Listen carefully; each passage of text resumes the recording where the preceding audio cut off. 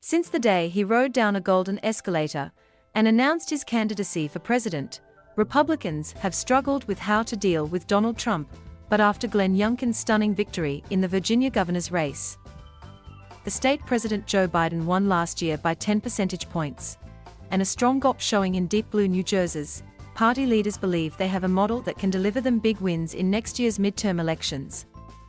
By tapping into culture war fights over issues like school curricula, the GOP can energize Trump's loyal base. But party leaders believe this week's results demonstrate they can also win back suburbanites who abandoned the GOP during the Trump era by talking about local issues like taxes and keeping the former president at arm's length.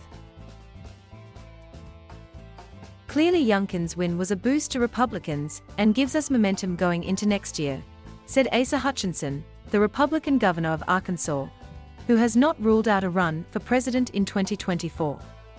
That, combined with the surprisingly competitive race for governor in New Jersey, showed that a Republican in this environment, talking about state issues, talking about education, talking about the future, can even win suburban votes and can win the middle.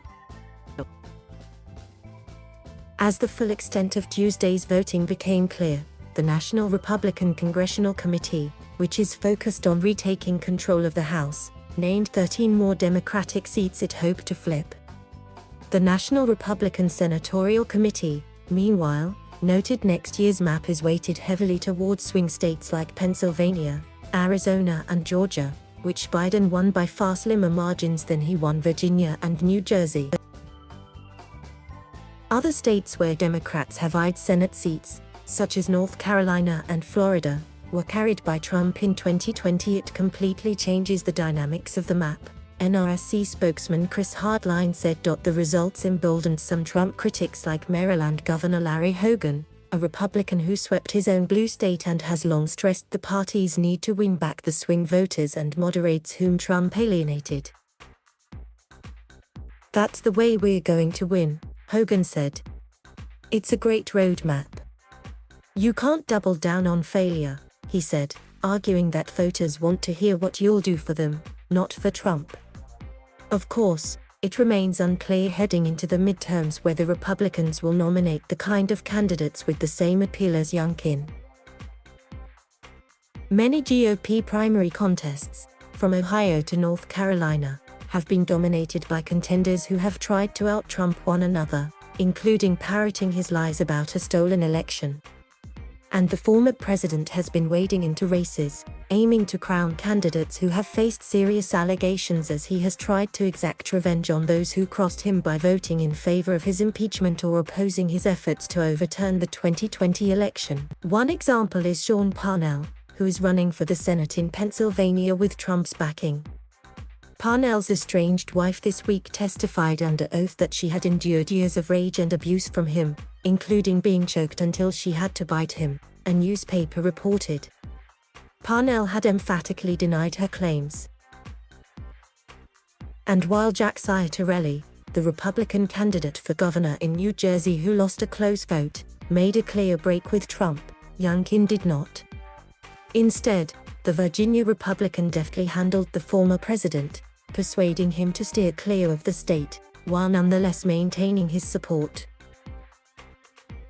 Trump endorsed Youngkin and praised him in the race's final stretch, but his involvement in the campaign was limited, including holding a tele-rally on election eve in which he spoke for less than 10 minutes. Trump's allies nonetheless made clear to his supporters that there was minimal daylight between the two men when it came to the issues. John Fredericks, who served as Trump's campaign chair in the state in 2016 and 2020, hosted Trump on his radio show, and former Trump strategist Steve Bannon appeared at a rally to signal Youngkin's mega bona fides. One GOP strategist noted how Trump had developed a system of code words, like America First, that candidates like Youngkin could pick up as a means of signaling to Trump's base that he was speaking their language. Democratic candidate Terry McAuliffe, meanwhile, flooded the airwaves with ads portraying Youngkin as a Trump acolyte, reminding Republicans that he was one of them. "Thank you, Terry McAuliffe, for spending the money to help me get out our vote in massive numbers," Fredericks said. "He got our vote out. We didn't have to. Beyond Trump, Youngkin tapped into an issue set that appealed both to rural voters in deeply Republican swaths of southwestern Virginia as well as those in the suburbs who agreed with Trump on the economy and other kitchen table issues but were turned off by his tone. He presented himself in chipper campaign ads as a genial, suburban dad in a sweater vest who could appeal to parents. In particular, he seized on frustrations of parents, many of whom grew incensed over their children's school's refusal to resume in-person classes during the pandemic, and subsequent mask mandates and attendance policies. But as he promised to increase teacher pay and school budgets, Youngkin also didn't shy away from the culture war issues that Trump heralded in an effort to portray Democrats as out of the mainstream. Youngkin sounded the alarm over transgender rights and critical race theory, an academic framework that centers on the idea that racism is systemic in the nation's institutions and that they function to maintain the dominance of white people. In recent months, it has become a catch-all political buzzword for any teaching in schools about race and American history. Indeed, he went so far as to release an ad featuring a mother expressing outrage that her child had been assigned to read Beloved, the Pulitzer Prize-winning novel by Toni Morrison. Fredericks credited Trump for Youngkin's victory, insisting the Republican wouldn't have won without Trump's base. Glenn Youngkin did nothing but embrace our core policies and voters from day one.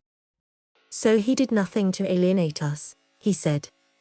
He put together a very simple coalition, Trump voters and angry parents. Trump predictably agreed. Thank you for watching. Please subscribe.